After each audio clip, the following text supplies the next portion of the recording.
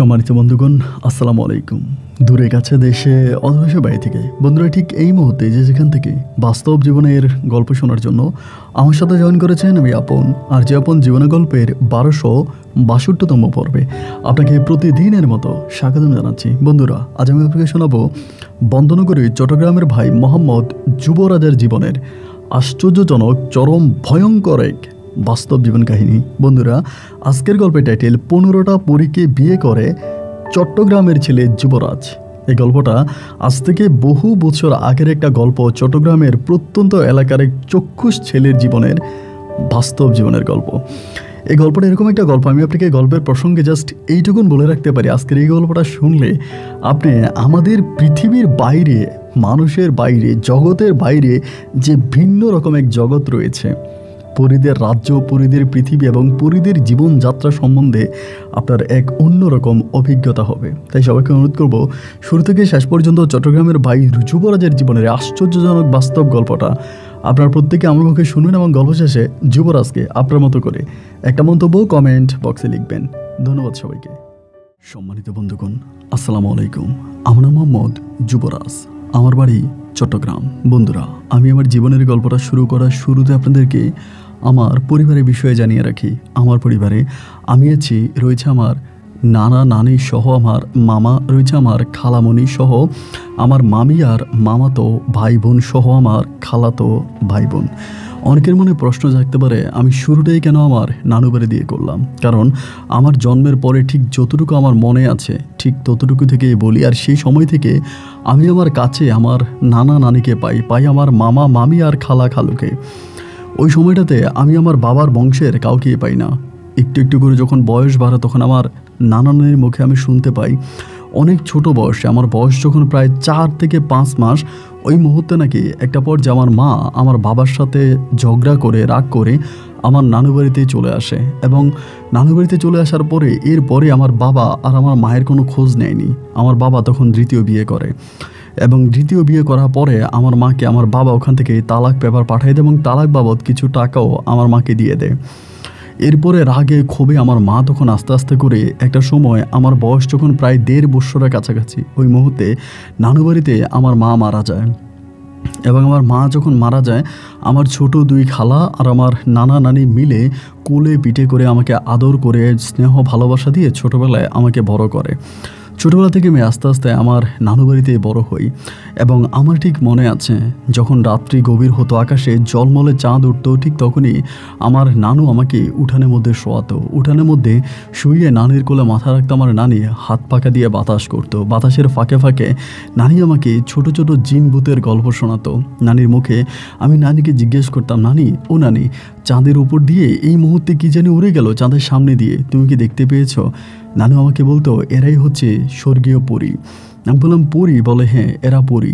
এরা চন্দ্রিমা রাতের বেলা আকাশে বিচরণ করে, চন্দ্রিমা রাতে তারা আকাশে ঘোরাফেরা করে এবং তারা দেখতে অনেক বেশি সুন্দর হয়, ওদের চেহারা অনেক মায়াবী হয় এবং ওরা অনেক ফর্সা হয়। এই কথাগুলো আমার নানির মুখে ছোটোবেলা থেকে আমি শুনতাম। এবং এই কথাগুলো শুনতে শুনতে না পরীর প্রতি আমার এক ধরনের একটা আকর্ষণ কাজ করতে শুরু করে। আমি ছোটোবেলা থেকে নানিকে বলতাম, নানি আমি যদি বড় হই তাহলে আমি একটা পরীকে বিয়ে করব। আমি একটা পরীকে বিয়ে করব। এই কথা আমি ছোটোবেলা থেকে আমার নানিকে বলতাম। নানু বলে এগুলো বলা ঠিক না, এগুলো বলতে হয় না, এগুলো বলিস না, এগুলো বললে আল্লাহ নারাজ হয়, আল্লাহ রাগ করে। তা আমি তখন এগুলো নানিকে বলতাম, তারপর নানি আমাকে বাধা দিত। এই করতে করতে আমি মোটামুটি একটুখানি বড় হই এবং বড় হবার পরে আমার নানু বাড়ির পাশে একটা মাদ্রাসাতে আমাকে তখন ভর্তি করানো হয়। আমি তখন ওই মাদ্রাসায় পড়াশোনা করতাম, যেখানে জিন ভূতের গল্প পাইতাম, জিন ভূতের কথা শুনতাম। আমি খুব আগ্রহ নিয়ে এগুলো শুনতাম। আমার কাছে জিন ভূত দেব দেবী পরীর গল্প খুব ভালো লাগতো। আমাদের ক্লাসে মশুর বলে একটা ছেলে আছে, ওর কাছে অনেক জিনের গল্প আছে। আমি ক্লাসের ফাঁকে ফাঁকে ওর কাছ থেকে জিনের গল্প শুনতাম। এরকম করতে করতে মাদ্রাসায় আমি আস্তে আস্তে করে পড়াশোনা করি এবং একটু একটু করে বড় হচ্ছিলাম। দিন যত সামনের দিকে যাচ্ছে, বয়স যত বাড়তেছে, আমার ঠিক ততটাই না পরীর প্রতি আমার একটা দুর্বলতা বেড়ে যাচ্ছে। আমি পরীর প্রতি আমার খুব মায়া বাড়তেছে, আমি পরীর প্রতি এক ধরনের আকর্ষণ কাজ করতে শুরু করে। এরকম করে মোটামুটি বড় হবার পরে আমার নানু বাড়ি থেকে মোটামুটি খানিকটা দূরে, বেশ দূরে না, খানিকটা দূরে একটা দিঘি আছে, এটাকে তো ভাই শাপলা দিঘি বলে। এবং শ্যাওলা দিঘি বলে, অনেকে বলে শ্যাওলা দিঘি, আবার অনেকে বলে শাপলা দিঘি। তো আমাদের ওই শাপলাকে গ্রামের ভাষায় শ্যাওলা বলা হয়। তো এই শ্যাওলা দিঘির পাড়ে বলতো, আমার দাদির মুখে, আমার নানির মুখে শুনতাম এবং অন্য অন্য মানুষের মুখে শুনতাম যে শ্যাওলা দিঘির পাড়ে নাকি চন্দ্রিমা রাতে পরীদের মেলা বসে।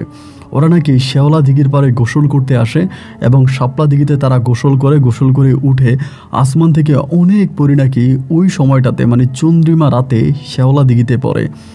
এটা শোনার পরেই না, মানে এটা যে আমি জানতাম, ছোটোবেলা থেকে জানতাম, একটা পর্যায়ে আমি চিন্তা করি চন্দ্রিমা রাতে আমি শ্যাওলা দিঘিতে যাব, আমি সাক্ষস পরীকে দেখবো এবং পরীর সাথে আমি কথা বলবো, পরীর পিঠে চড়ে আমি পুরো দুনিয়া ঘুরে বেড়াবো, আমি আসমানে উড়বো।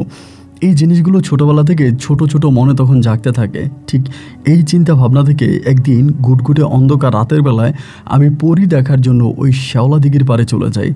তখন ঘুটঘুটে অন্ধকার ছিল না, আপনার চন্দ্রিমা রাত ছিল। চন্দ্রিমা রাতে আমি তখন পরী দেখার জন্য ওই শ্যাওলা দিঘির পাড়ে যাই।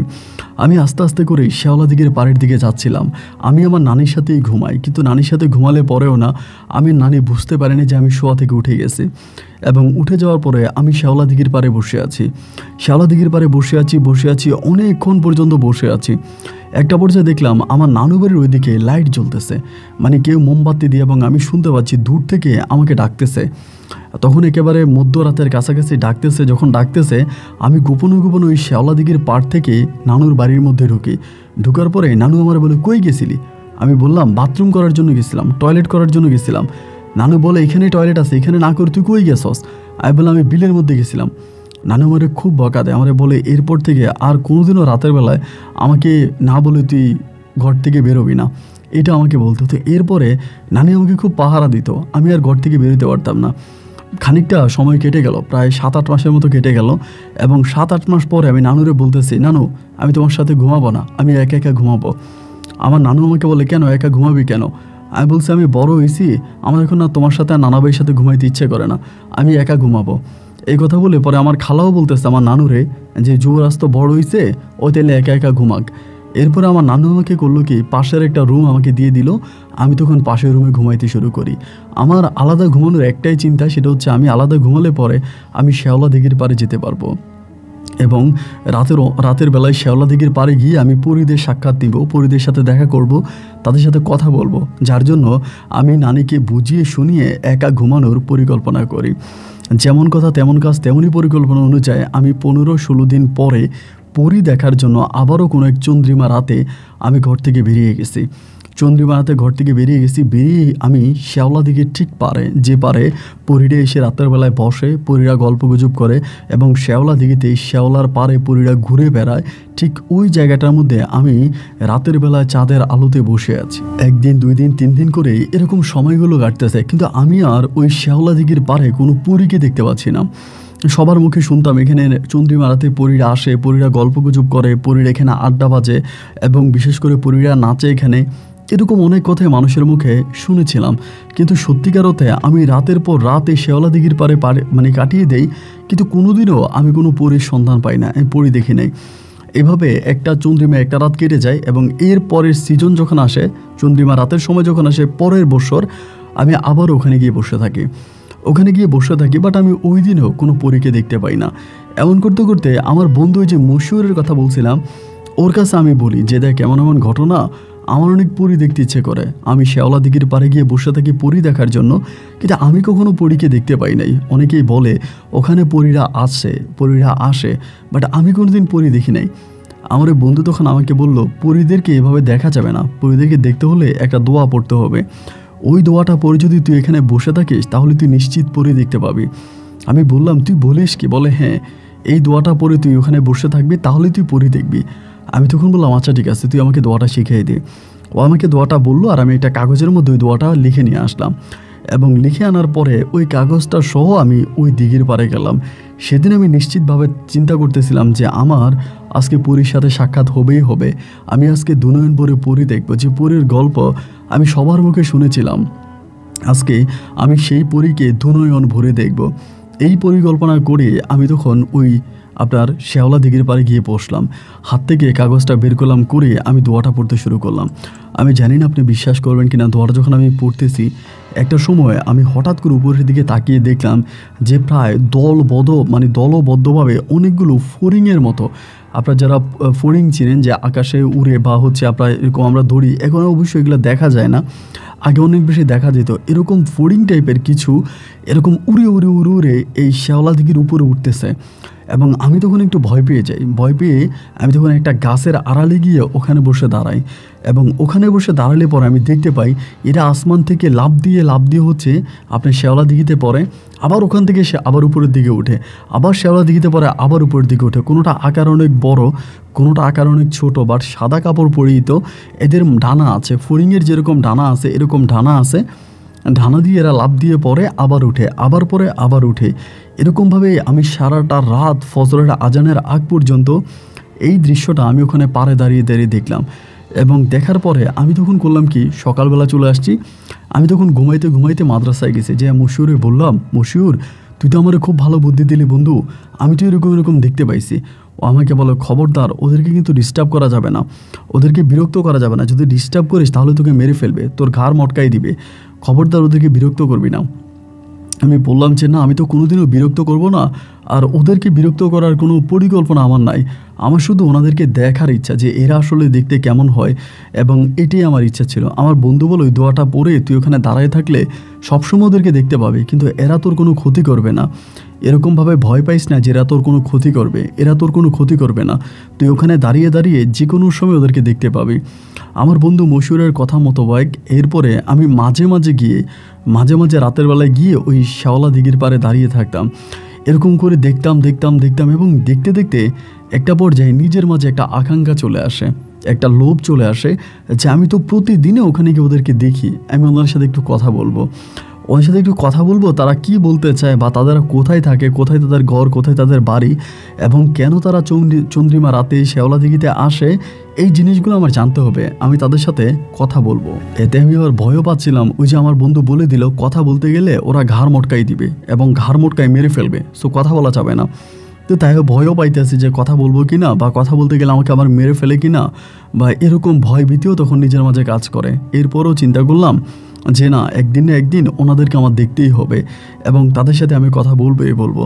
এই করে আমি কী করলাম, একদিন ঠিকই রাতের বেলায় ওই চন্দ্রিমা রাতে আমি তখন পরিকল্পনা অনুযায়ী আমি যখন দেখলাম যে এরা আসমান থেকে ডুব দিয়া মানে শেওলা দিঘিতে পড়তেছে, আবার শেওলা দিঘি থেকে উপরে উঠতেছে, আবার পরে আবার উঠে, ওইরকম একটা সময় আমি তখন ওনাদের শেওলা দিঘির পাড়ে গেলাম, এবং শেওলা দিঘির পাড়ে যাওয়ার পরে আমি চিৎকার করে ডাক দিলাম, যেখানে কে আছেন উঠে আসেন, আমি আপনাদের সাথে কথা বলবো। এইটা বলার পরে আমি একটা চিৎকারের শব্দ পেলাম, একটা না প্রায় অনেকগুলো মেয়ে একসাথে চিৎকার করলে যেরকম একটা শব্দ হয় না, এইরকম একটা শব্দ আমি তখন শুনতে পেলাম, এবং শব্দটা শোনা মাত্রই আমি দেখলাম যে এরা সবাই আসমানে উড়ে গেল। এবং এর পরের দিন আমি মশিউরকে বিষয়টা আবারও বললাম, বন্ধুরে এমন ঘটনা, আমি তো গেছিলাম এবং ওদেরকে ডাকও দিলাম, এরকম ঘটনা ঘটছে। মশিউর আমারে বলে, খবরদার এরপর থেকে তুই আর ওই পারে যাইস না, ওখানে গেলে তোর ওরা মেরেও ফেলতে পারে। এরপর দিন থেকে এরপরের রাতে আমি আর গেলাম না। কিন্তু ওই রাতে আমি স্বপ্নটা ঠিক এরকম দেখলাম, সাদা কাপড় পরিহিত একটা লম্বা একটা মেয়ে আমার কাছে আসছে, এসে আমাকে বলে, তোমাকে সাবধান করে দিচ্ছি, আজকের পর থেকে কখনোই তুমি আর ওখানে যাবা না, ওখানে যদি তুমি যাও তাহলে তোমাকে মেরে ফেলবো এবং ওখান থেকে তোমাকে আস্ত ফিরে আসতে দিব না। এরকমভাবে আমাকে স্বপ্ন দেখায়, এবং স্বপ্ন দেখানোর পরেও না আমি কোনো রকম ভয় পাই নাই, আমার নিজের মাঝে কোনো ভয়ভীতি কাজ করে না। আমার কথা হচ্ছে, মরে গেলে মরে যাব, কিন্তু তারপরেও আমি এই পরীদেরকে সরাসরি দেখবো এবং ওদের সাথে আমি কথা বলবো।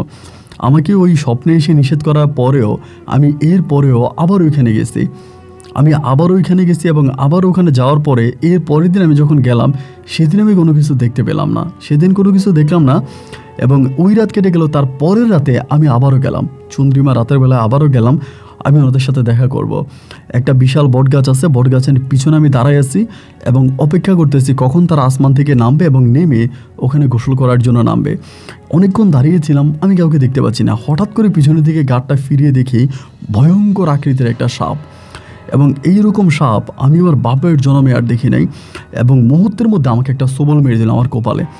এবং কপালে সবল মারা মাত্রই আমি আর কোনো কিছু মনে নাই, আর কোনো কিছু মনে নাই। এবং কখনো আমার জ্ঞান ফিরে আসছে আমি এটাও বলতে পারবো না। একটা সময় আমার জ্ঞান ফিরে আসে, আসার পর আমি দেখি আমি একটা বাগানের মধ্যে শুয়ে আছি, অনেক ফুলের বাগান, বাট এটা কী ফুল আমি এই ফুলটা চিনি না, বাট একটা ফুলের বাগানে শুয়ে আছি। এখানে অনেকগুলো মানুষ বসে আছে, অনেকগুলো মানুষ বসে আছে, বাট তারা পিস দিয়ে বসে আছে, আমার দিকে ফিরে না, অন্যদিকে ফিরে বসে আছে। আমি উঠছি, উঠে ওদেরকে ডাক দিলাম যে আপনারা কারা, এখানে কেন বসে আছেন? ওই সময় তিনটা মেয়ে ওখানে বসে আছে। তারা তখন আসছে, আইসা তারা কারে জানি ডাক দেয়, ডাক দেওয়ার পরে একটা মেয়ে তখন ওখান থেকে আসে। এরকম সুন্দর মেয়ে আমি আমার জীবনও দেখি নাই। একেবারে অদ্ভুত রকমের সুন্দরী, খুবই মায়াবী একটা চেহারা নিয়ে আমার কাছে আসে। আমার কাছে এসে আমাকে বলে তোমার নাম কি?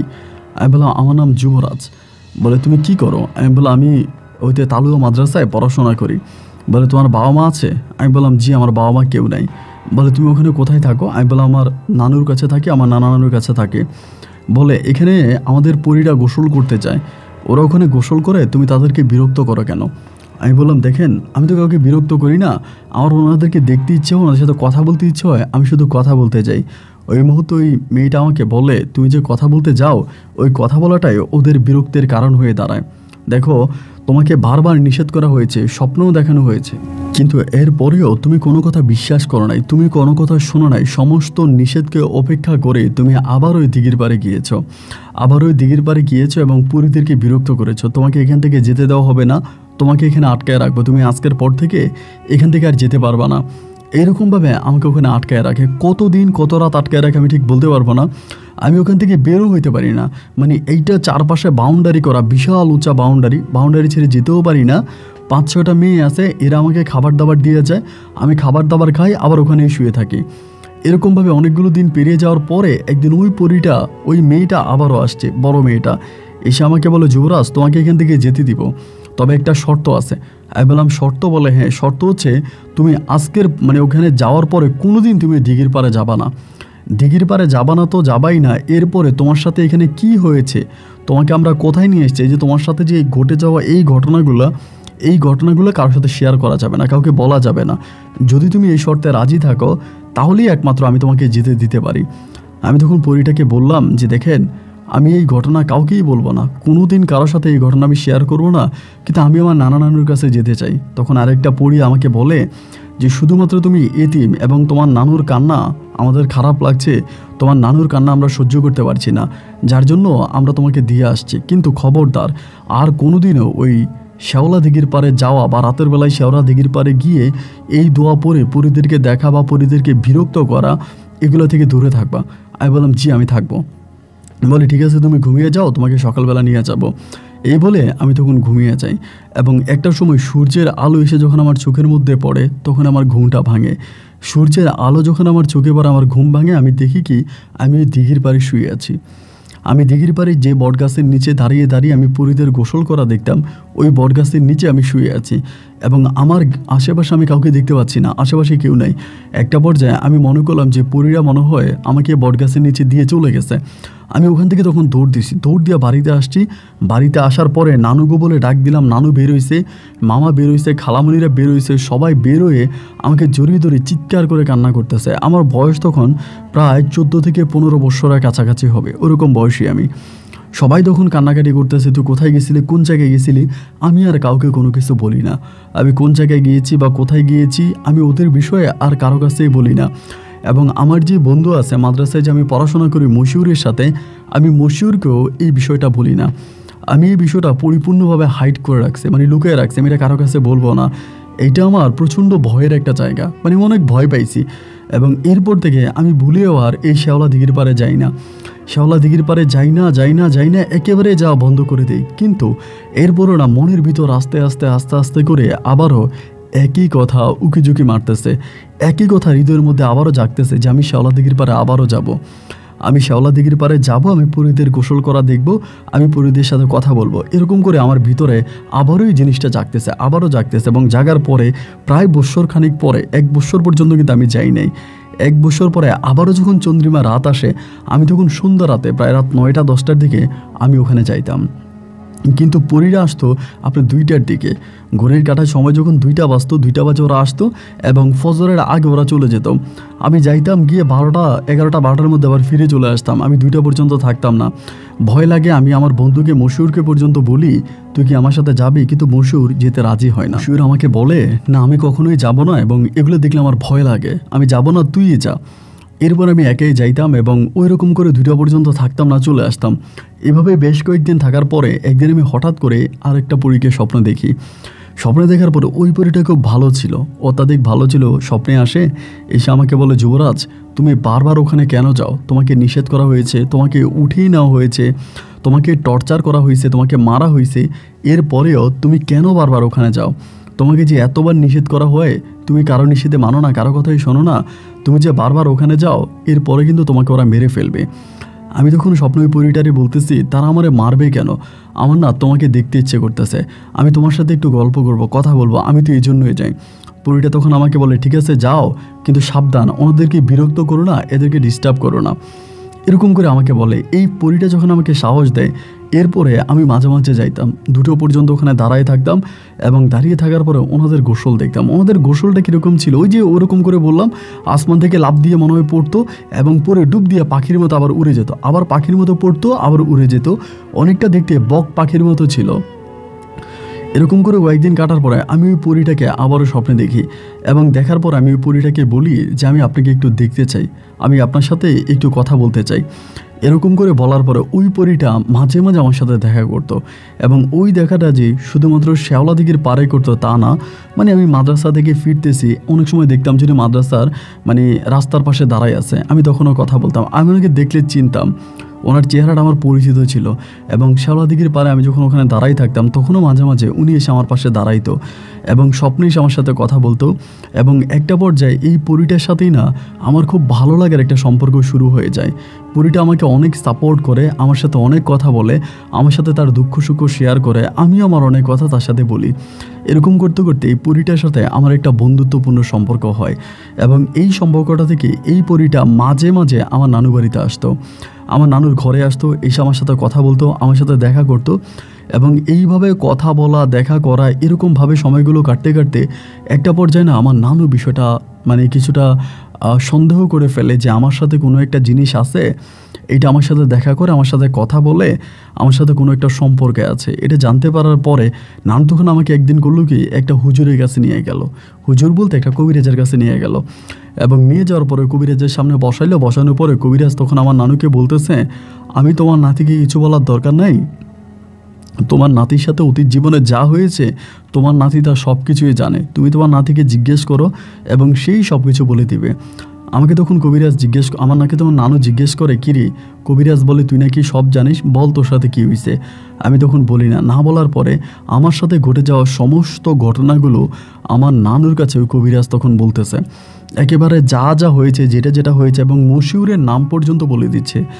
এবং একটা পর্যায়ে কবিরাজ আমার নানিকে বলে তোমার নাতির তো ভাগ্য ভালো যে তোমার নাতি এখনও আমার সামনে দাঁড়িয়ে আছে, বা তুমি তোমার নাতিকে ফিরে পাইছো, তোমার নাতিকে যে উঠাই নেওয়া হয়েছে এরপরে কিন্তু তোমার নাতিকে ফিরিয়ে দিত না এবং তারা যাদেরকে নিয়ে যায় তাদের লাশটাও পর্যন্ত ফিরিয়ে দেয় না, কিন্তু তোমার নাতিকে ফিরিয়ে দিছে, তোমার নাতির ভাগ্য ভালো। আমি তাবিজ পরাই দিচ্ছি, তুমি তোমার নাতিকে খেয়াল রাখবা যাতে কোনোভাবেই তাবিজটা না খোলে, যদি তাবিজটা খোলে তাহলে তোমার নাতি বড় বিপদে পড়ে যাবে। এই কথা বলে আমার নানি তখন আমার হাতে তাবিজ পরায় দেয়, আমার হাতে তাবিজ পরায় দেয়, আমি তখন তাবিজ পরি।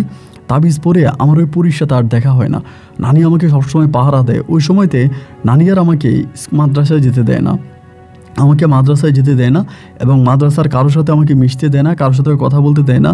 অলওয়েজ আমাকে চোখে চোখে রাখে, আমি কোথায় যাই কী করি সারাক্ষণ আমার উপরে একটা নজরদারি করতে থাকে। এমন করেই তখন সময়গুলো কাটতেছে, 1 দিন 2 দিন 3 দিন 4 দিন করে সময় কাটতে কাটতে একটা পর্যায়ে আমার ভিতরে আবারও সেই একই যন্ত্রণা, একই বিধাজন কাজ করতেছে যে না আমি পরীর কাছে যাব, আমি পরীকে দেখব, আমি পরীর সাথে কথা বলবো। আবারও সেই বিভাজন নিজের মাঝে কাজ করতেছে।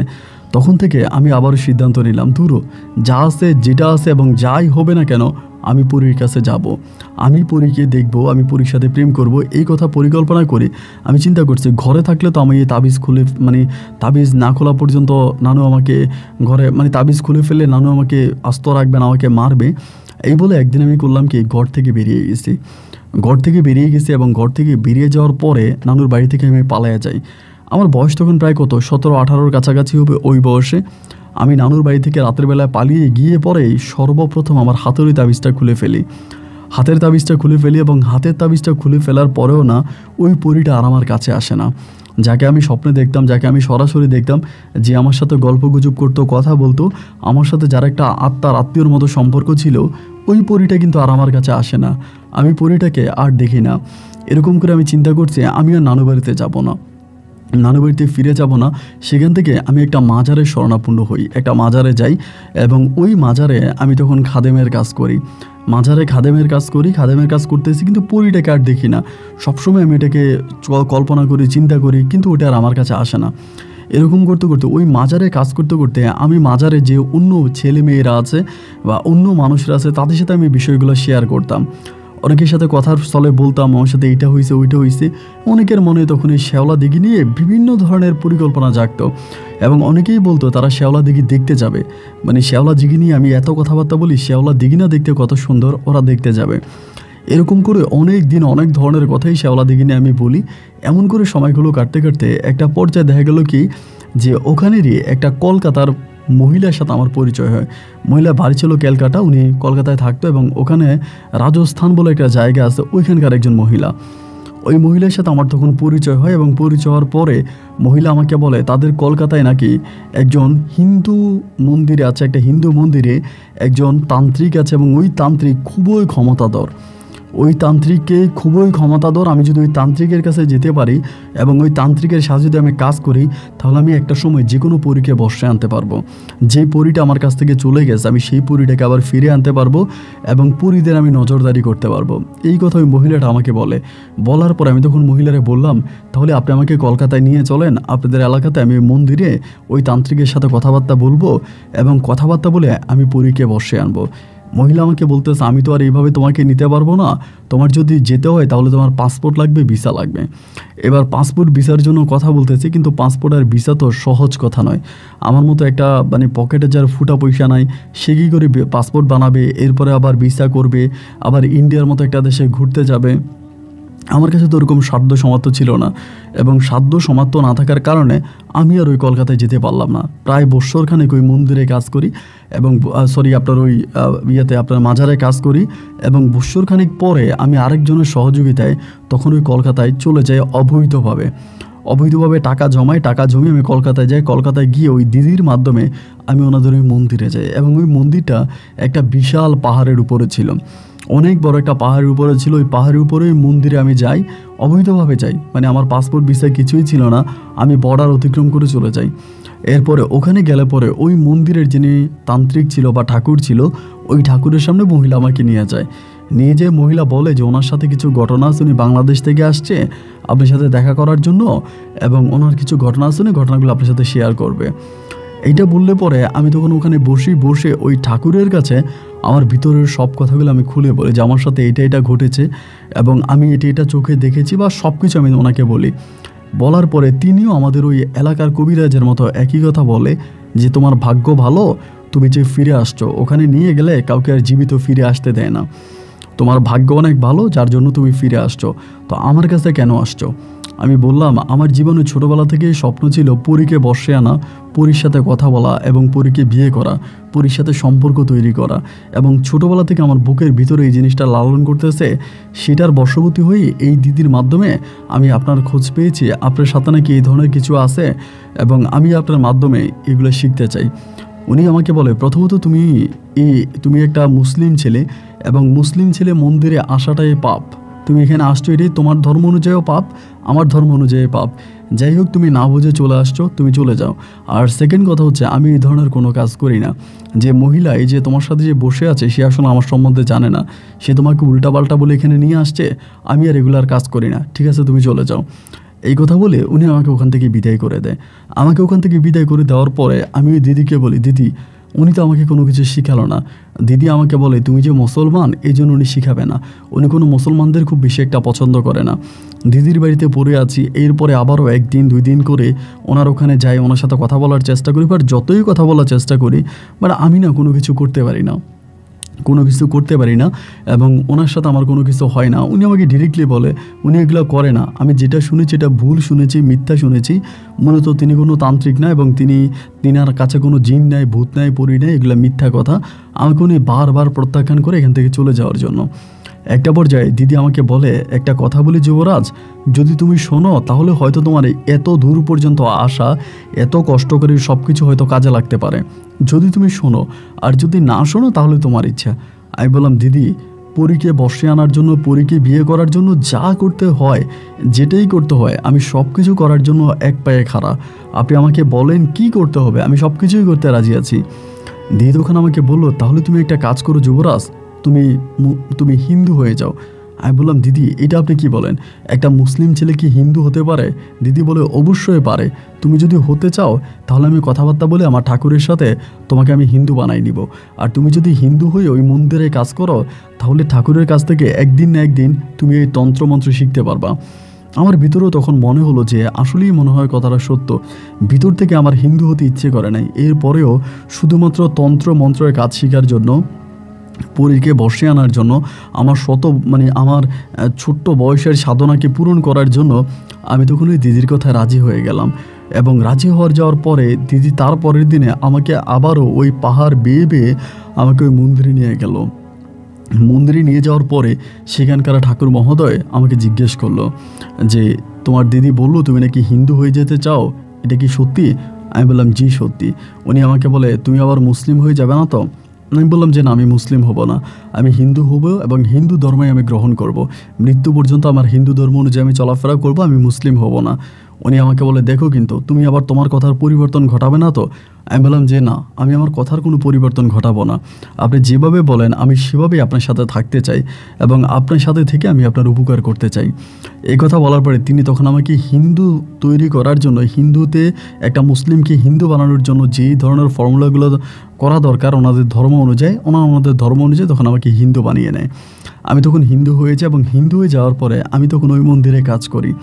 ওই মন্দিরে কাজ করে ওনাদের কীর্তন শিখি বা ওনাদের ধর্মীয় যেই গুণগানগুলো আছে এগুলো আমি শেখার চেষ্টা করি এবং ওই ঠাকুর মহোদয়ের সাথে আমি 24টা ঘন্টা লেগে থাকি। রাতের বেলায় ঠাকুর মহোদয়ের হাত টিপে দিই, পা টিপে দিই এবং ঠাকুর মহোদয়ের সাথে অনেক কথাবার্তা বলি, গল্প করি, গুজব করি এবং ওই সব কিছুর ফাঁকে ফাঁকে আমি শুধু পরী সম্বন্ধে জানতে চাই, জিন সম্বন্ধে জানতে চাই, জিনের বাসস্থান, জিনের খাওয়া দাওয়া, জিনের জীবনযাত্রা, এইসব সম্বন্ধে আমি জানতে চাই। এরকম করে সময়গুলো কাটতে কাটতে একটা পর্যায়ে ওই ঠাকুর আমাকে একদিন বলে যে, তোর জিনের প্রতি এত আগ্রহ কেন, এত আগ্রহ কেন? আমি বললাম, জানি না আমার ভিতরে এতটা আগ্রহ কেন কাজ করে, বাট আমি ছোটোবেলা থেকেই না আমার একটা স্বপ্ন, আমি একদিন জিন দেখব, জিনের সাথে গল্প করব, আমি একটা পরীকে বিয়ে করব। উনি আমাকে তখন বলল, পরীকে বিয়ে করে জীবনে কখনো সুখী হওয়া যায় না। একটা মানুষ কখনো কোনো পরীকে বিয়ে করে, কোনো জিনের সাথে সম্পর্ক করে সে কখনো ভালো থাকতে পারে না। এই জিনিসগুলো মানুষের জীবনের ক্ষতি করে, উপকার করে না। আমি তখন বললাম, দাদা যাই হোক, যেটাই হোক, আমি আমার স্বপ্নটা পূরণ করতে চাই। উনি তখন আমাকে বলে, যুবরাজ তোমার আমি অনেক পছন্দ করি এবং সত্যিকার অর্থে তুমি সেই সুদূর বাংলাদেশ থেকে আমার কাছে আসছো শুধুমাত্র তন্ত্র মন্ত্রের কাজ শেখার জন্য। সেই নিরীক্ষে আমি তোমাকে শেখাবো, কিন্তু তোমাকে আমার কাছে একটা ওয়াদা করতে হবে। ওয়াদা হচ্ছে এইটা, যেগুলো তুমি শিখবা, যেগুলো তুমি করবা, এগুলো তুমি কখনো খারাপ কোনো কাজে ব্যয় করতে পারবা না।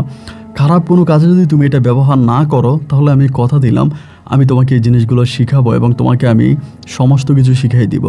আমি বললাম, ঠাকুর আমি আপনার কাছে ওয়াদা করলাম যে আমি কখনোই কোনো দিন আমার জীবন দশায় এই জিনিসগুলো আমার নিজের স্বার্থে ব্যবহার করব না, নিজের স্বার্থে ব্যবহার করব না এবং এই জিনিসগুলো আমি মানুষের ক্ষতি হোক এরকম কোনো কাজ আমি ব্যয় করব না। এবং তিনি আমাকে এটাও বললো যে আমাকে তুমি এটাও ওয়াদা করো, তুমি কখনো তান্ত্রিকের কাজ করবা না, কখনো তুমি তান্ত্রিক হয়ে যাবা না, কোনো কবিরাজ হবা না। আমি বললাম যে না, আমি ওয়াদা করলাম আমি কোনোদিনও কোনো তান্ত্রিক হব না, কোনো কবিরাজ হব না। শুধুমাত্র নিজের বুকের ভিতরে জমে থাকা ইচ্ছাটাকে লালন করার জন্যই আমি এই জিনিসগুলোকে দেখতে চাই। উনি বললো ঠিক আছে এবং সেদিনকার পর থেকে উনি আমার উপরে কাজ করতে শুরু করে, উনি আমাকে শিখাইতে শুরু করে স্টেপ বাই স্টেপ একটার পর একটা। উনি আমাকে ওয়াদা দেয়, আমাকে কাজ করে, আমি এগুলো করি। জাস্ট এগুলো এখানে বলাটা যাবে না কি কি কাজ করে, আমি শুধু এইটুকুনি বলি। আমি 2 বার ওই পাহাড় থেকে ঝাঁপ দিই। আমি 2 বার ওই পাহাড় থেকে ঝাঁপ দিই একটা সময়ে বা একটা গোধূলিতে আমি ওই পাহাড় থেকে ঝাঁপ দিই। এবং পাহাড় থেকে যখন আমি ঝাঁপ দিই, আমি আপনাকে এইটুকুই বলি, আমি বললাম যে পাহাড় থেকে ঝাঁপ দিলে তো আমার হাড্ডিও খুঁজে পাওয়া যাবে না, কারণ নিচে তো আমাকে আর পাওয়া যাবে না। উনি আমাকে বলে তোর কিছুই হবে না, তুই ঝাঁপ দে। জাস্ট এটুকুনি বলে আমি 2বার ওনার সাথে পাহাড় থেকে ঝাঁপ দিয়েছিলাম, এতে আমার কিছুই হয়নি, আমার শরীরের কোনো ক্ষতি হয়নি। এরকম অনেক কঠিন কঠিন কাজ উনি আমাকে দিয়ে করাতো, অনেক ভয়ানক কাজ উনি আমাকে দিয়ে করাতো, যেগুলো আমি আপনাকে বললে আপনি একটাও বিশ্বাস করবেন না। এরকম অনেক ভয়ানক কাজ আমাকে দিয়ে করাইছে, এবং আমি এগুলো করতে করতে করতে করতে একটা পর্যায়ে অনেকটা সাহস বেড়ে গেছে আমার, মানে বুকের ভিতরে অনেকটা সাহস বেড়ে গেছে। এবং ওই ঠাকুর তখন আমার উপরে পুরোপুরি দায়িত্বটা দিয়ে দেয়, এবং তখন আমি সরাসরি জিন পরীদেরকে দেখতে পেতাম। আমি ওখানে বসে আছি, একটা জিন আমার সামনে দিয়ে গেলে আমি ডাক দিলে পরে ওই আমার কাছে আসতো। একটা পরী আমার সামনে দিয়ে গেলে আমি যদি ডাক দিতাম আমার কাছে আসতো, আমার সাথে কথা বলতো, এবং আমি এদেরকে খালি চোখে স্পষ্ট দেখতে পেতাম। আমি দেখতে পেতাম একটা গাছের মধ্যে 2টা বসে আছে, আমি ডাক দিতাম নিচে আসো, নিচে আসে আমার সাথে কথা বলে। মানে আমার ভিতরে তখন তন্ত্র মন্ত্রের ক্ষমতা এমনভাবে চলে আসে, আমি ঠিক যেই কোনো সময় যে কোনো পরীকে বসে আনতে পারতাম, যে কোনো জিনকে দেখা মাত্র চোখের ইশারায় ডেকে আনতে পারতাম, এবং তাদেরকে দিয়ে আমি বিভিন্ন কাজ করাতে পারতাম। 1 দিন 2 দিন নয়, দীর্ঘ প্রায় আপনার 12টা বৎসর, এক যোগ 12 বৎসর আমি মন্দিরে ঠাকুরের কাজ করি। এবং একটা পর্যায়ে আমার ওই ঠাকুর মহোদয় আমার এখান থেকে চলে যায়, ওই মন্দিরের দায়িত্ব উনি আমাকে বুঝাই দিয়ে উনি এখান থেকে চলে যায়, অন্য একটা মন্দিরে উনি চলে যায়। এরপর ওনার সাথে মাঝে মাঝে আমার কথা হতো, আর মাঝে মাঝে হতোও না। এরকম করতে করতে লাস্ট কয়েকটা দিন ধরে আমি হঠাৎ খবর পেলাম, পরীদের মাধ্যমে খবর পেলাম যে আমার নানুর শরীর অনেক খারাপ, আমার নানু বাঁচবে না। এবং নানুর শরীর খারাপ শুনে আমার মনটা অনেক খারাপ হয়ে গেল। আমার ইচ্ছে করতেছে আমি নানুকে দেখতে যাব, কারণ আমি নানুকে অনেক ভালোবাসি। ছোটোবেলা থেকে একমাত্র এই নানু আমাকে কোলে পিঠে করে বড় করেছে।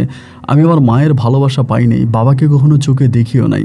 তো সেই নানুই আমাকে ছোটোবেলা থেকে বড় করে, যার জন্য নানুকে দেখতে আমার অনেক ইচ্ছা হয়। এখানে আরেকটা বিষয় বলে রাখি, আমি কিন্তু ওখানে 3টা বিয়ে করি। ওইখানে থাকা অবস্থায় আমি 3টা পরীকে বিয়ে করি, এবং ওই 3টা পরীর সাথে আমার শারীরিক সম্পর্কও হতো। ওরা আমার কাছে একদিন পর একদিন এক একটা আসতো, এবং 3টা পরীই ছিল যথেষ্ট রূপসী। হিন্দু ধর্মাবলম্বী পরী ছিল, মুসলিম না। হিন্দু ধর্ম অনুযায়ী আমি ওনাদেরকে বিয়ে করি, মানে হিন্দু ধর্মতে যেভাবে বিয়ে হয় ওভাবে বিয়ে করি।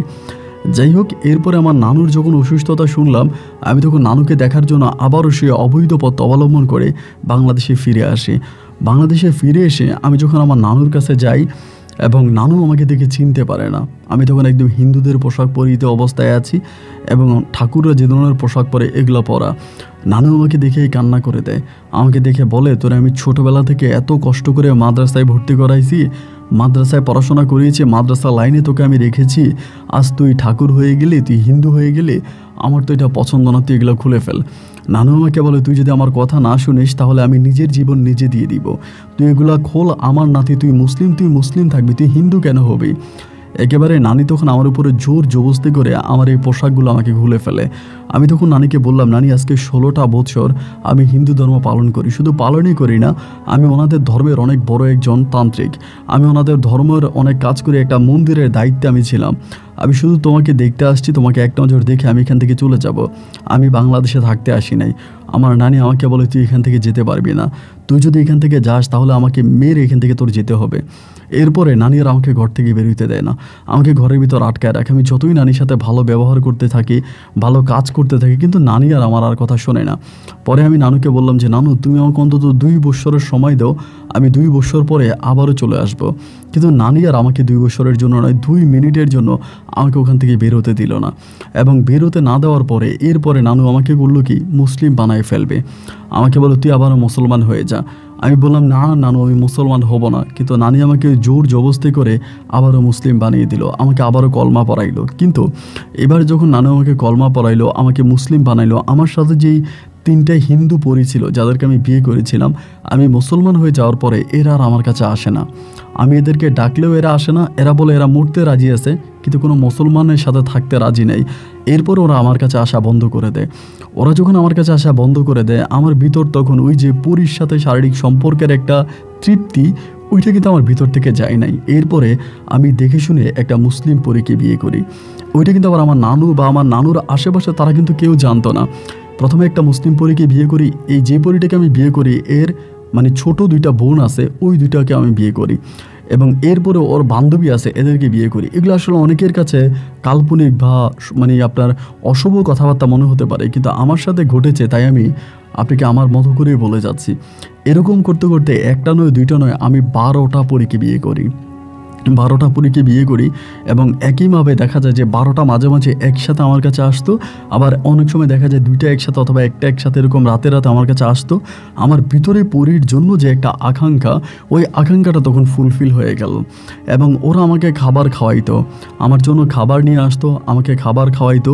আমি যখন যেটা চাইতাম, টাকা পয়সা বলেন, অর্থ সম্পদ বলেন, কোনো কিছুর কোনো অভাব আমাকে দিত না। আমি যেটা চাইতাম সেটা আমাকে দিত। ওরকম করতে করতে দীর্ঘ প্রায় 9টা মাস ধরে আমার নানি অসুস্থ থাকে। এবং অসুস্থ থাকা অবস্থায় নানি 9 মাসে হঠাৎ করে এসে আমাকে এক শর্ত দিয়ে, মানে একটা শর্ত দিয়ে বসে। শর্ত হচ্ছে এইটা যে নানু আমাকে বলতেছে, আমি তো মরণপথের যাত্রী হয়ে গেলাম, আমি যে কোনো সময় মারা যেতে পারি, আমি যে কোনো সময় মারা যাব, আমি তো আর চিরকাল বেঁচে থাকবো না, কিন্তু মৃত্যুর আগে আমার একটা ইচ্ছা, তোর যতটুকু বয়স হয়েছে, তোর তো বয়স প্রায় শেষ, তুইও তো বুড়ো হয়ে গেছিস, আমার একটা ইচ্ছা, আমি তোর বউ দেখে মরবো। আমি তখন নানিরে বললাম যে নানি, আমার বউ তো অনেকগুলো আছেই, তুমি কয়টা দেখবা? ওই সময় কিন্তু নানি মানুষের মুখে মুখে শুনে গেছে আমার ঘরে রাতের বেলায় মেয়েরা আসে, পরী আসে, আমি পরীদের সাথে সহবাস করি, পরীদের সাথে থাকি। এই জিনিসগুলো তো আমার নানু জেনে যায়। এবং জিনিসগুলো নানু জানার পরেই নানু তখন আস্তে আস্তে করে আমাকে বিয়ে করার জন্য প্রেশার দেয়। নানু মনে করে বিয়ে করে ফেললে আমি এই সমস্ত কিছু থেকে বের হতে পারবো, আমি কাজ কাম করবো, ভালোর পথে থাকবো, টাকা পয়সা ইনকাম করব। এইটা আমার নানু তখন মনে করে, এবং মনে করে আমাকে বলে এখান থেকে ফিরে আসার জন্য, মানে এই জায়গাটা থেকে ফিরে চলে আসার জন্য, এটা না করার জন্য। তো আমি আমার নানুর কথা শুনি না। পরে নানু আমাকে বলে, ঠিক আছে, তোর যেটা করার তুই কর, কিন্তু আমার ওয়াদা হচ্ছে তোর বিয়ে করা লাগবে, তুই বিয়ে করতে হবে। আমার আসলে বিয়ে করার কোনো ইচ্ছেই ছিল না। এরপরে নানু আমাকে সম্পূর্ণ জোর জবরদস্তি করে শাম্মী আক্তার নামের এক মুসলিম মেয়েকে আমাকে তখন বিয়ে করায়। তো আমি একটা সত্যি কথা বলে রাখি, আমি ওই মেয়েটাকে বিয়ে করার আগে আমি মেয়েটার কাছে সত্যি কথা বলি যে আমি অলরেডি 15টা বিয়ে করেছি, আমার 15টা বউ আছে, কিন্তু তারা মানুষ নয়, তারা পরী। 15টার মাঝে 3টা চলে গেছে, বাকি 12টা আমার সাথে আছে। এগুলো আমার কাছে রাতের বেলায় আসে, আমার সাথে রাতের বেলায় থাকে। আপনাকে এগুলো মানতে হবে। আপনি যদি এগুলো মানেন তাহলে আপনি আমাকে বিয়ে করতে পারেন, আর যদি না মানেন আপনি আমাকে বিয়ে করেন না। আমি বিয়ের আগে ওই শাম্মী আক্তারকে এই ধরনের শর্ত দিয়ে দিই। আমার শর্ত দেওয়াতে শাম্মী আক্তার আমার শর্ত অ্যাকসেপ্ট করে, উনি গ্রহণ করে, এবং গ্রহণ করে বলে, ঠিক আছে, আমার কোনো সমস্যা নাই, কিন্তু এরা তো মানুষ না। যেহেতু এরা মানুষ না, সেহেতু এরা যদি আপনার কাছে আসে, আপনার সাথে থাকে, তাহলে আমার এতে কোনো আপত্তি নেই, আমি আপনাকে বিয়ে করব। আমি জানি না এরকম কঠিন শর্তকে উপেক্ষা করেও ওই শাম্মী আক্তার ওই দিন কেন আমাকে বিয়ে করতে রাজি হয়। এরপরে নানুর মতে ওই মেয়েটা আমাকে বিয়ে করে, এবং বিয়ে করার পরে আমার বিয়ে হওয়ার ঠিক 1.5 মাসের মাথায়, 1 মাস 20 দিনের মাথায় আমার নানুমণি মারা যায়। আমার নানু মারা যাওয়াতে আমি খুবই কষ্ট পাই, অনেক কান্না করি। এবং আমার নানুর জানাজায় অনেক জিনেরা আসে, অনেক জিন যাদের সাথে আমার বন্ধুত্ব ছিল, আমার সাথে সম্পর্ক ছিল, এরা অনেকেই আসে, এবং তারা আমার নানুর জানাজায় নামাজ পড়ে, আমার সাথে দাঁড়িয়ে তারা নামাজ পড়ে। তো এরকম করে ওরা মাঝে মাঝে আসতো, ওদের সাথে গল্প করতাম। এই করতে করতে ওই যে শাম্মী আক্তার আমার বউ, সে মাঝে মাঝে পরীদেরকে দেখতে চাইতো, আমাকে বলতো তোমার দ্বিতীয় নাম্বার বউটাকে দেখতে চাই, আমাকে একটু দেখাও। আমি তখন ওর আয়না দেখাইতাম, ওই সালাম দিত, আমার বউও সালাম দিত, দুজনে কথোপকথন করতো। এরকম করে মাঝে মাঝে আমার যে পরী বউগুলোকে ছিল, ওই বউগুলোকে আমি শাম্মী আক্তারকে দেখাইতাম। শাম্মী আক্তার দেখতো, তাদের সাথে কথা বলতো, তাদের সাথে গল্প করতো, তাদের সাথে আলাপ আলোচনা করতো। এই জিনিসগুলো 1 দিন 2 দিন 3 দিন করে দেখাতে দেখাতে একটা পর্যায়ে শাম্মী আক্তার আমাকে বলতেছে, আচ্ছা তোমার একটা কথা বলি, তুমি তো আমার স্বামী, এই যে পরীরা তোমার টাকা দেয়, পরীদের কাছ থেকে তুমি টাকা পয়সা নিচ্ছ, এগুলো নিয়ে চলতেছো, আমার কাছে এই জিনিসটা ভালো লাগে না। আমার স্বামী কেন অন্য কারো উপরে এইভাবে ডিপেন্ড থাকবে? তুমি কিছু একটা করার জন্য চেষ্টা করো। আমি তখন বললাম যে আমি কি করব? ও আমাকে বলে, যেহেতু 12টা পরী তোমার সাথে আছে, এবং 12টা পরী তোমার ঘরের খাবার দাবার থেকে শুরু করে সব কিছুই তোমাকে দিয়ে যাচ্ছে, তুমি এই পরীগুলোকে দিয়ে কবিরাজের কাজ করো। এই কথা আমাকে শাম্মী আক্তার বলতেছে, আমার ওয়াইফ। ওই সময় কিন্তু ও প্রেগনেন্ট, আমার বউর গর্ভেও কিন্তু বাচ্চা আসছে। তাই আমি তখন ওরে বললাম যে দেখো, আমার যিনি ওস্তাদ ছিল, উনি হিন্দু ধর্মের একজন ঠাকুর ছিল, উনি আমাকে ওয়াদা করিয়েছে আমি যাতে কখনোই এই জিনিসগুলোতে কোনো কবিরাজের কাজ না করি, কোনো তান্ত্রিকের কাজ না করি। আমার বউ শাম্মী আক্তার তখন আমাকে বললো, তুমি তো সেই কবিরাজের কথাই, সেই তান্ত্রিকের কথাই রাখো নাই, সেই ঠাকুরের কথাই রাখো নাই, ঠাকুরের কথা না রেখে তুমি তো ঠাকুরের ধর্মই ত্যাগ করেছো, তুমি তো অলরেডি মুসলমান হয়েই গেছো, এখন আর সেই ঠাকুরের ওয়াদা নিয়ে পড়ে থেকে লাভ কি? তোমার সাথে যেহেতু এই জিনিসগুলো আছে, এই জিনিসগুলোকে দিয়ে তুমি ভালো কাজে লাগাও, এগুলো যাতে মানুষের উপকার করে, মানুষের উপকারে আসে, তুমি এরকম কাজ করো। আমি তখন বললাম যে দেখো আসলে এগুলো করার ইচ্ছা তো আমার নাই, আমি এগুলো করতে চাই না। তারপর আমার বউ আমাকে প্রেশার দেয়। একদিন আমাকে বল, আমার মেয়েটা আছে, আমার মেয়েটা থেকে আমার পেটের ওই মেয়েটার কসম দিয়ে তোমাকে বললাম যে তুমি আমার কথাটা শোনো, তুমি কবিরাজের কাজ করো। কারণ আমার সাথে যে অনেকগুলো পরী আছে, অনেকগুলো পরী আমার কাছে আসে যায়, এইটা আমাদের অত্র এলাকার প্রায় সবাই জানে, প্রতিটা মানুষ জানে আমি কোনো কবিরাজ না। এরপরেও মাঝে মাঝে মানুষ আমার বাড়িতে আসতো, আমার কাছ থেকে পানি পড়া নেওয়ার জন্য, এটা নেওয়ার জন্য, ওইটা নেওয়ার জন্য মানুষ আমার বাড়িতে আসতো। কিন্তু এটা আমার পছন্দনীয় ছিল না, মানে আমি এটা করতে চাইতাম না, একেবারে আমি এটার বিপক্ষে ছিলাম। এরপরও যখন বারবার মানুষরা আমার কাছে আসতো, আমাকে বিরক্ত করতো, একটা পর যে আমার বউ আমাকে বলতেছে, আমার ওকে বারবার প্রেশার দিতেছে, একটা সময় বাধ্য করতেছে যে এই কাজটা করার জন্য। দেন তারপর আমি রাজি হলাম, শেষের দিকে রাজি হলাম যে আচ্ছা ঠিক আছে, তুমি যদি এরকম করে বলতেছো তাহলে ঠিক আছে আমি করব। এরপর আমি রাজি হলাম এবং রাজি হওয়ার পরে আমি এই কবিরাজের কাজ শুরু করি। প্রথম দিকে আমি খারাপ কোনো কাজে এটা ব্যয় করি না, খারাপ কোনো কাজে এটা লাগাই না, একদম সম্পূর্ণ ভালো কাজে। ধরেন কোনো মেয়ের জিনে ধরছে, আমি আমার পরিগুলাতে দ্বারা এই জিনটাকে ভালো করি, বা কোনো একটা মহিলা মারাত্মকভাবে অসুস্থ, ওনার চিকিৎসা করার মতো টাকা নাই, আমি এটা করি কি আমার পুরীর কাছ থেকে ওষুধ নিয়ে ওষুধ খাওয়াই একে ভালো করি। অনেকেই দেখা যায় পেটে সন্তান হয় না, বান্দাত্তা সন্তান আসে না, আমি আমার পুরীর মাধ্যমে ওষুধ খাইয়ে, গাছের ছাল বাকল পাতা রস এগুলো খাইয়ে আমি সন্তান হওয়ার ব্যবস্থা করি।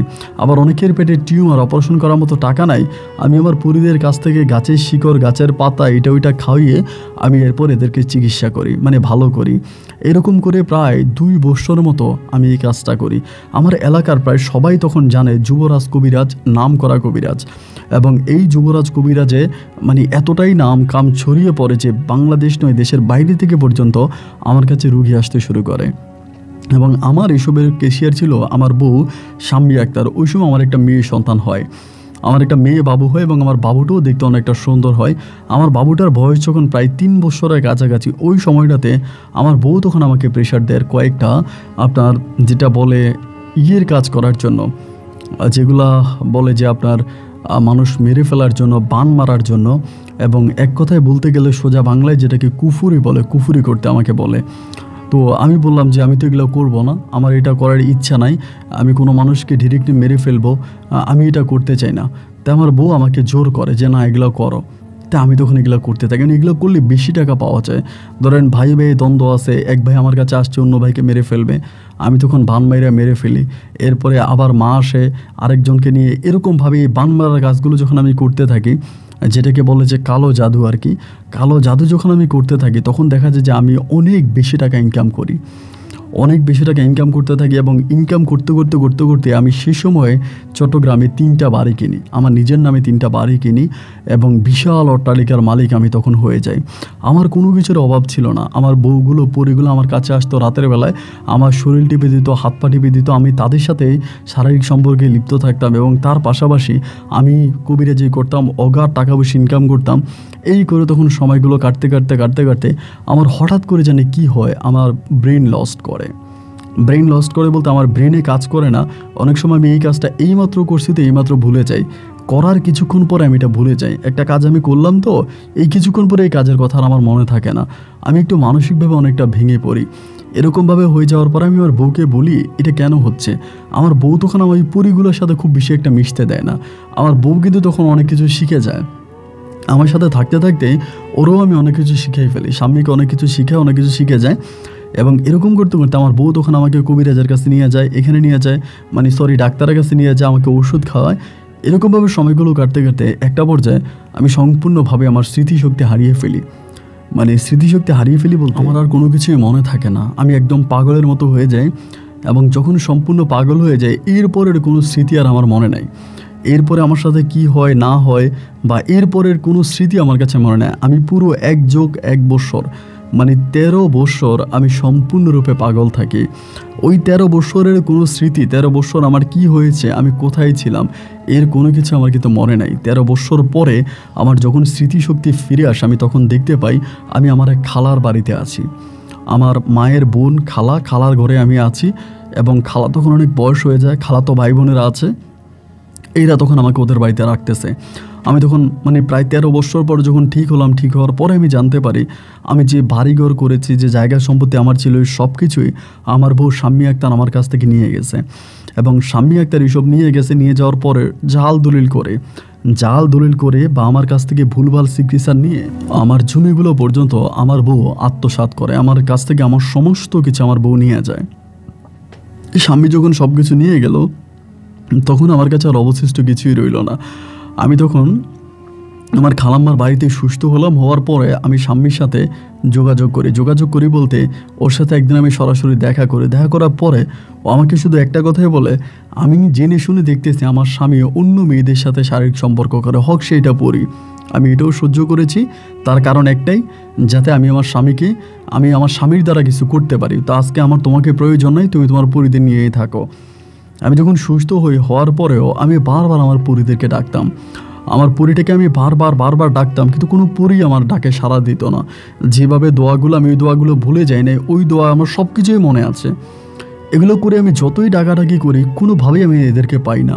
এরা যেরকম আমার ডাকলেই আমার কাছে চলে আসতো, আমার সাথে গল্প করতো, আমার সাথে কথা বলতো, আমি ওদেরকে চাওয়া মাত্রই পেয়ে যেতাম, বাট এখন আর পাই না। খালাম্মা, খালাতো ভাই বোন এরা আমাকে বারবার বলে, আপনি আপনার পরিগুলোকে ডাকেন, এদের সাহায্য নেন। আমি বারবার এদের সাহায্য নেওয়ার চেষ্টা করি, বাট আমি আর এদের সাহায্য নিতে পারি না।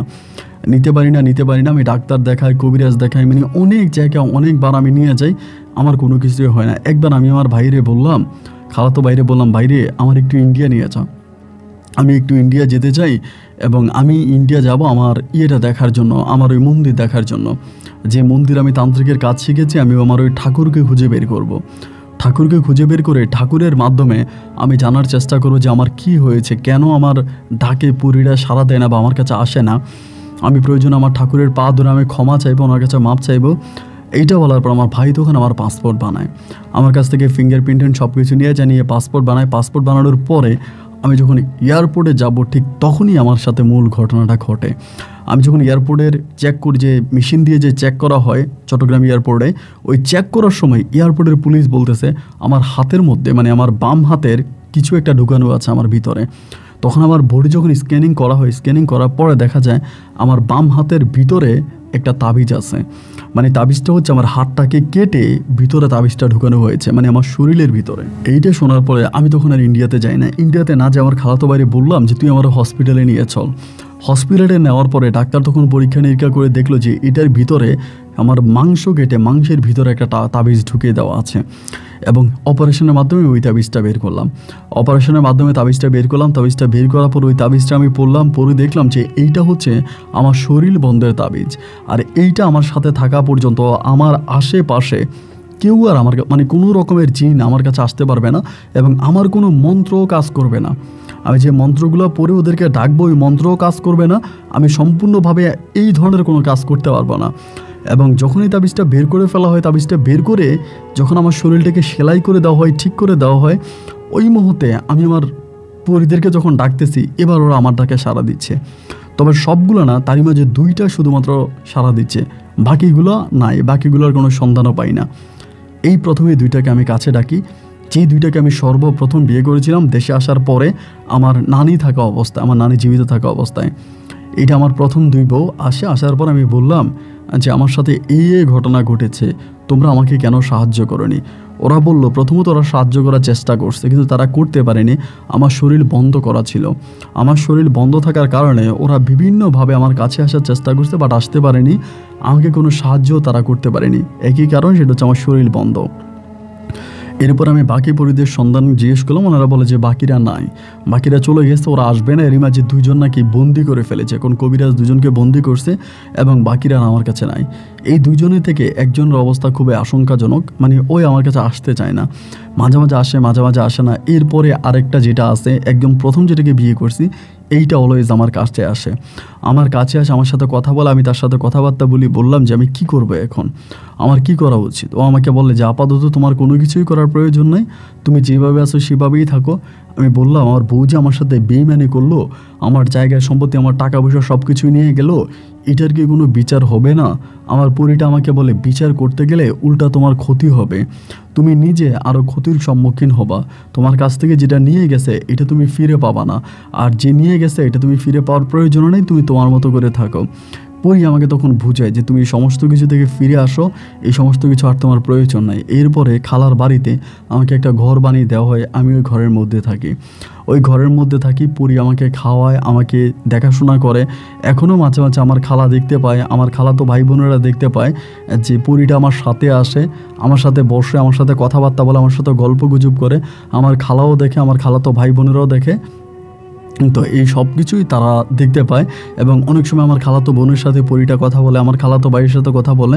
বিশেষ করে আমার পরিবারের যে মানুষগুলো আছে সবার সাথেই পরিটা গল্প করে, কথাবার্তা বলে। তো এরপরে আমার খালাতো ভাই বোন অনেকেই আমাকে বলছিল, ভাই আপনি কবিরাজের কাজ করেন, কিন্তু পরিটা আমাকে সম্পূর্ণ নিষেধ করেছে এই কাজটা করার জন্য।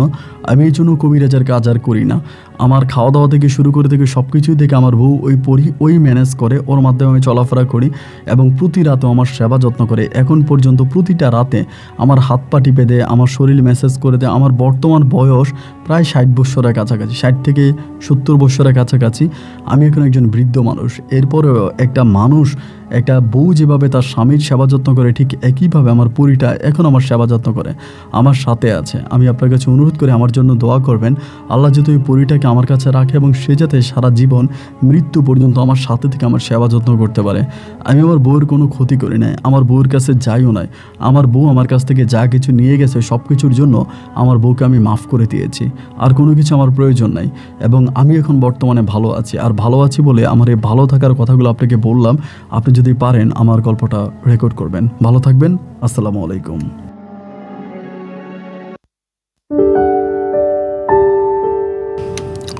বন্ধুগণ, শুরুতেই সবাইকে অনেক ধন্যবাদ এই পর্যন্ত আমার সাথে থেকে চট্টগ্রামের ভাই যুবরাজের জীবনের বাস্তব গল্পটা আমার মুখে শুরু থেকে শেষ পর্যন্ত শোনার জন্য। আচ্ছা, এখানে কিছু গুরুত্বপূর্ণ কথা লুকিয়ে আছে। প্রথমত, যুবরাজের খালাতো ভাইয়ের ছেলে হৃদয় মাহমুদ নামের একজন লোক আছে। হৃদয় মাহমুদ, সে পড়াশোনা করে চট্টগ্রাম ইউনিভার্সিটিতে। এই হৃদয় মাহমুদ মূলত গল্পটা আমাকে লিখে পাঠিয়েছে। এটা হচ্ছে যুবরাজ সাহেবের খালাতো ভাইয়ের ছেলে, মানে যুবরাজের থেকেও আরও বয়স তার বেশি, তার খালাতো ভাইয়ের ওনার ছেলে হৃদয় মাহমুদ। উনি আমাকে গল্পটা লিখে পাঠিয়েছেন। উনি পড়াশোনা করে চট্টগ্রাম ইউনিভার্সিটিতে এবং তার মানে আঙ্কেলের গল্প সে আমাকে লিখে পাঠিয়েছে। যাই হোক, হৃদয় মাহমুদকে অনেক ধন্যবাদ এত চমৎকার সুন্দর একটা গল্প আমার জন্য ইমেল করার জন্য, আমাকে পাঠানোর জন্য। এবং সর্বোপরি যুবরাজ সাহেবের জন্য আমার খুবই মায়া লাগতেছে এবং এই লোকটা তার ধর্ম পর্যন্ত পরিবর্তন করে শুধুমাত্র পরীকে বর্ষে আনার জন্য।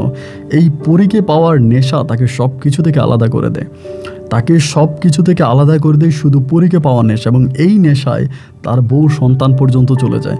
যুবরাজ যদিও বলে সে মুখে অনেকটা সুখে আছে, ভালো আছে, পরীটা তার সেবা যত্ন করে, তার সাথে থাকে, তাকে অলওয়েজ দেখাশোনা করে, এরপরেও ভিতরগতভাবে চিন্তা করলে কিন্তু যুবরাজের আসলেই কিছু নাই, নেই কোনো বউ, নেই কোনো সন্তান। যেটা তার সাথে আছে সেটা শুধুমাত্র একটা ছায়া। এই ছায়া কতটুকু তার জীবনকে আনন্দিত করবে বা কতটুকু তার মৃত্যু পর্যন্ত থাকবে, এটা একমাত্র উপরে আল্লাহ ভালো জানে।